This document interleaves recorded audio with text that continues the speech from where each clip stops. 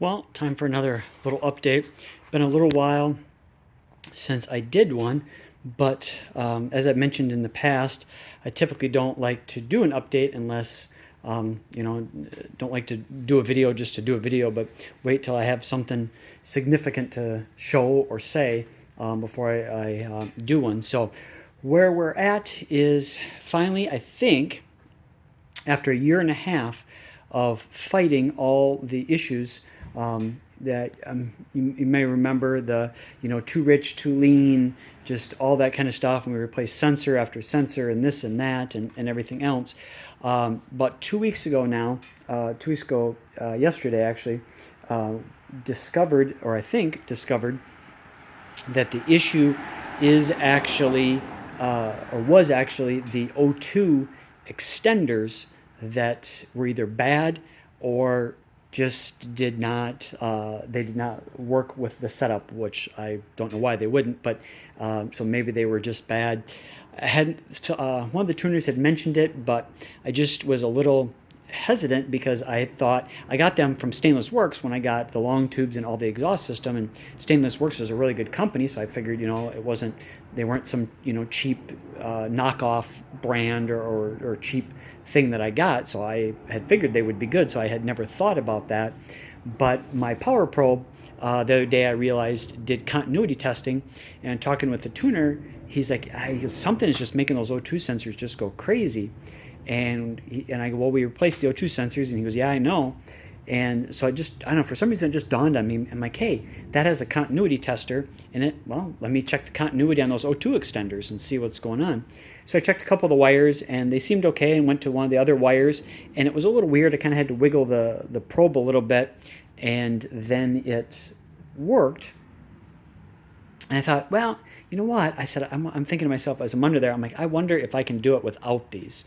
And so I had the factory O2 ones in at that point because the one tuner had said, "Wow," he goes, "I have bad luck with aftermarket ones, so let's get the Ford ones." So I put the Ford ones in, and the pigtail on the Ford ones is a little bit shorter, and so I'm like, I wonder if that'll reach. So I did it, and they stretched a little bit, but they did reach.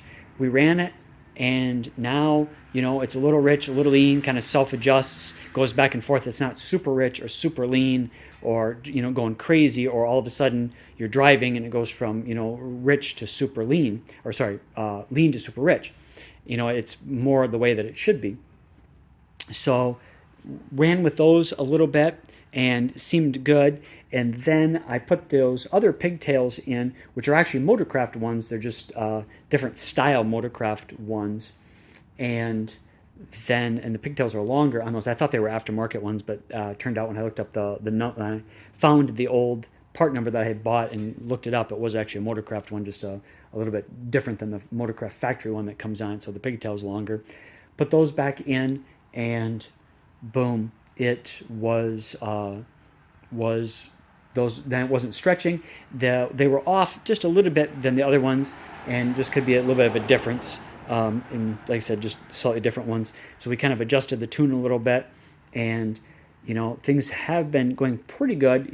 As far as that goes, been messing with a little bit of an issue with the fact that I had tried to go back to the force scan tool instead of using the HP tool to the crank position sensor relearn, and just had a problem with that as far as the fact that when I use the HP tool, I don't get misfires, but when I use the force scan one, I do get misfires, but the car, and maybe it's my imagination, but the car seems more responsive, like taken off, and it just seems more responsive when I use the force scan tool, which makes you think that that's the right one, and it's actually hitting on, getting the optimum spark advance and optimum power from it, versus maybe the HP one is using like a generic, I don't know, crank position relearn thing. And so even though not getting misfires, it doesn't seem as peppy because it's maybe off just a couple degrees or something.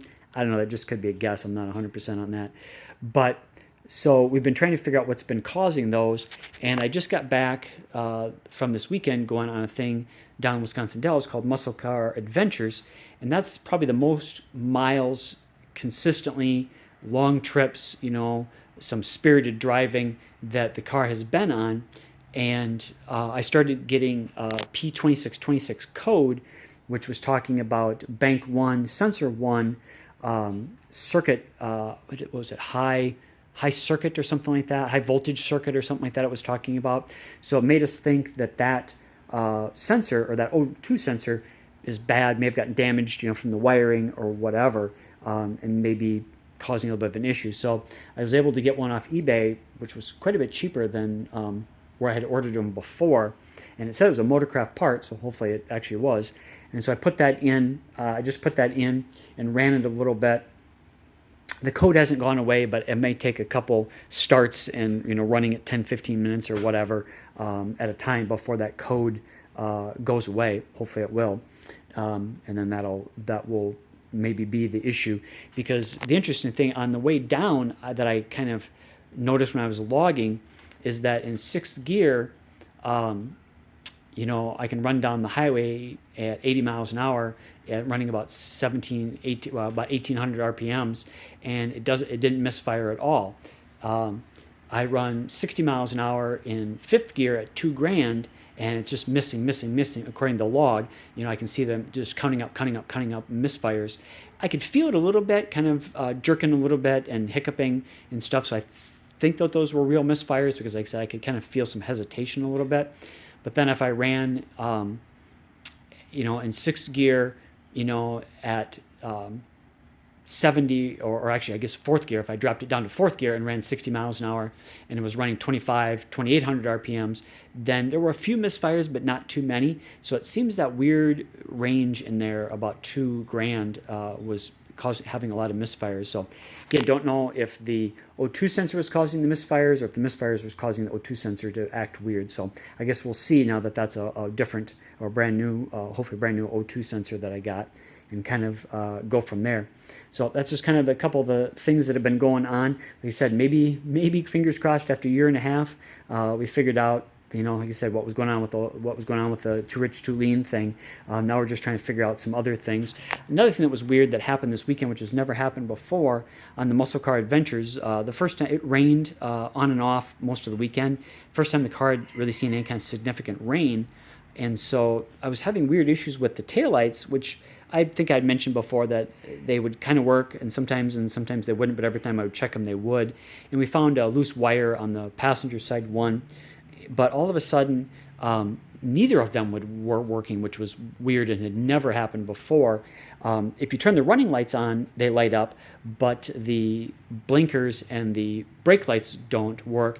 And the one thing that those two have in common versus the other one is that those are both run off the sequential system, which runs off the little processor on the lights that actually makes them do the sequential. So I don't know if maybe those boards are going bad.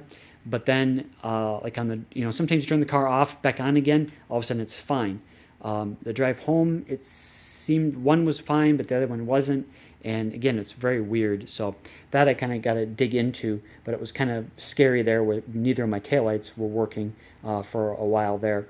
But I'm going to maybe dig into that a little bit more, double check that one wire and make sure that it didn't, I soldered it, it didn't come loose or something like that, and it's still making good contact and is not having a problem on the passenger side. The driver's side, not really sure what's up with that one, because that one didn't have a broken wire or any kind of wiring issues. So I'm going to have to kind of see on that.